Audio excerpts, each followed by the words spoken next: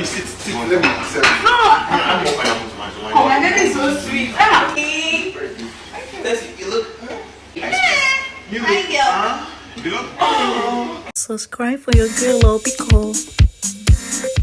Hello from Welcome to Vampire Judge. Thank you so much for clicking that 1 or 2. My Delky is dressed for tonight's Eviction show, and she remembers her XYZ is in the fridge. Fast forward, she want to go grab a glass for it. Her man tells her, sit down whilst I serve you. She's like, oh, I got a caring man. Oh.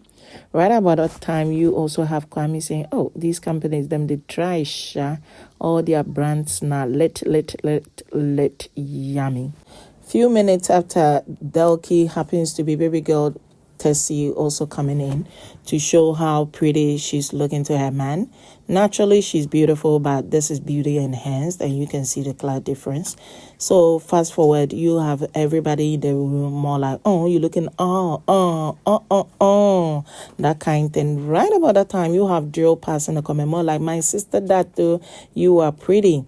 Then you have Rose dashing to the scene to grab a hold of the hair. My best bet, she is feeling it to find out the texture to know whether it is Peruvian or it is synthetic wig on hair. That is how I communicated. She added that you looking beautiful. She meant it partially, but did not mean it. But that one, forget. You have the extreme and Delky, who was also sitting there, whose face was also communicating something like, oh, she's beautiful though, but I don't want to talk about it. For a second, I kind of felt, is this the Delky I know? Or she's changing? Yes. Wahala. You know yesterday, I'm very serious with my mom. What's this inside? Let me get my Bible. Whilst baby girl Tessy is serving looks and her man finding her irresistible, you have, before she came, Delky looking at Kwame and laughing. Kwame wanted to find out why, and she going like, you looking innocent right now, but you aren't innocent at all. Person way just last night, you were cooking and causing chaos. The next thing she knew, he was dashing to read his Bible. Kwame said that one is very necessary because man is without sin, and there is a character he's playing in Big Mama's house, and there is also his real life situation. So whilst playing the character and the role he needs to, he also needs to be in tune with his God. Girl is like, hey, yo. Then he's like, so they think say I'm not worthy of reading my Bible and gaining knowledge? Anyway. We say goodbye to Droiid and Jessica. Your time to an end. Droiid and Jessica, you have given us so much excitement. Finally, it's 8 a.m. Ghana time. AJ is on her seat. It's about to go down. Big Mama calls in saying she ain't gonna pardon anybody. So as you do fall, you carry your wahala to go. And from Kwame got evicted. It's not like he's a housemate. We all know, right? A visitor. I kind of thought he was going to stay, but it is what it is. He took a bow. Then between Chris Hermes, Jessica, and Droiid, you have Jessica Droiid also taking a bow. Best of luck to them in their next endeavors, and congratulations to Chris Hermes for having a stay in the competition. Personally, I kind of felt they were about going on as so, but they get to stay. Now, Jessica, who was almost teary, goes closer to baby girl Delky, and it is all crying here and there, to the extent that Delky even took it back to the house, shedding tears, and baby boo is being like, go take a shower. Should I make beverage for you? What would you want to do? Are you upset somewhere? Should I leave you alone? I'm like, oh, Judah, you should have started this competition. It would have made sense. It became exciting. It became exciting. Yes, yeah. How was your tenure this week? Yeah, it wasn't good. It wasn't. Fulfilled to finally see Tessy. Oh, bless. AJ is seated. Your favorite dance their way to their seats. Now, HOH is the first person to talk Tessy. She's talking about how hard it is for her this week. Favorite housemate, your favorite not giving her easy way out. with the exception of Droiid. He happens to be the good boy among them all. Fast forward, you have AJ saying, including your man? She's like, no. Martin is being of his best behavior. She's also talking about a moment that she saw Martin and how she feels fulfilled and very grateful. You have Martin also saying that it is a good feeling coming to see Tessy, and he was itching all the while to come see baby girl. About the dynamics in the home, he talked about how he came in, then there is Lucky, there is Judah, and all these things happening. He's like, a lot is happening already. That even if you opted for top choco, it's just top choco. You don't even add milk to it. Can you imagine? Tessy, and then we had people who lovely Everly brothers, and I'm seeing it's not being Everly, but like regretfully the wives. You think so? Yeah, each other's keeper. Okay. Kwame talks about how food is scarce in the house right now. He's saying though there are managerial rules going on, but he's also thinking Tessy is in a way controlling it way beyond. According to him, he no be him alone. He got people be way there for inside way together them taking these decisions, but he does not want to mention the people's names. Fast forward, he's talking about how common thing like pepper, you need it to eat banku, you are told you cannot grind. Me instances where you got top choco, you want milk and you're told you cannot. And these people who set these rules and are rubbing it on people's faces, they sit there and they enjoy it with a lot of things.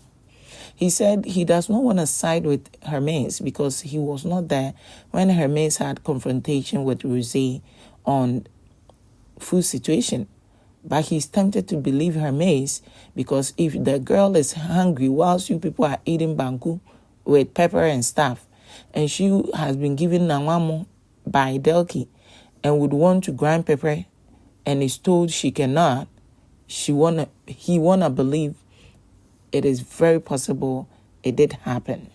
Droiid stepped in and said Kwame shouldn't paint a picture like the people there were not also hungry. Everybody was hungry, so she could have waited just as his babe said. And this is where you have Delki saying it is very unfortunate that is the dynamics in the house. If everybody was hungry, but the girl is bold enough to say my tummy is hurting, then she deserves to eat. With these instances, I'm thinking lately, or maybe I've not been checking, Droiid has been more into conversations surrounding Hermes, which shouldn't be the case. If the brotherhood is about getting each other's back, and Rosé is equally not perfect, and Jason, JJ, they don't talk about her, then he shouldn't be into Hermes's wahala, unless it is not just coming from him, it is what he discusses most of the time with Rosé. I beg to differ. Now, Kwame goes on to say the Everly brothers, the I get your back scenario that held them tight. It is broken. Now, each of them is ready to go for each other's, like to the pounds or the flesh. He said he is likely to blame the women more than the men because women are very scheming. He added, among the three women, he will be putting it on Rosé because he knows just a word from Rosé, the JJD will stand.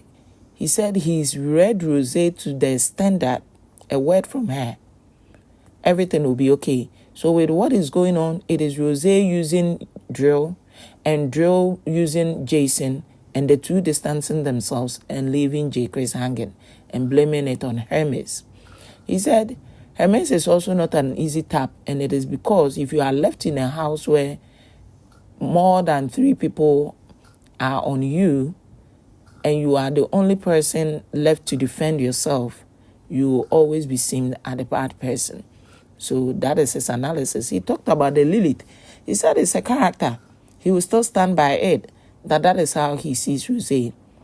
Whenever he sees Rosé, he sees there is a bit better, like Bibia ad, you can say, Bibia, you know, a better dark part in her. She's not happy for people, but instead of keeping it to herself, she would want to act like I love you, but no. And to him, he sees that as a character called Lilith. Rose thinks Kwame should get educated on one or two things so that he will not be saying certain things he does not know, and it would help.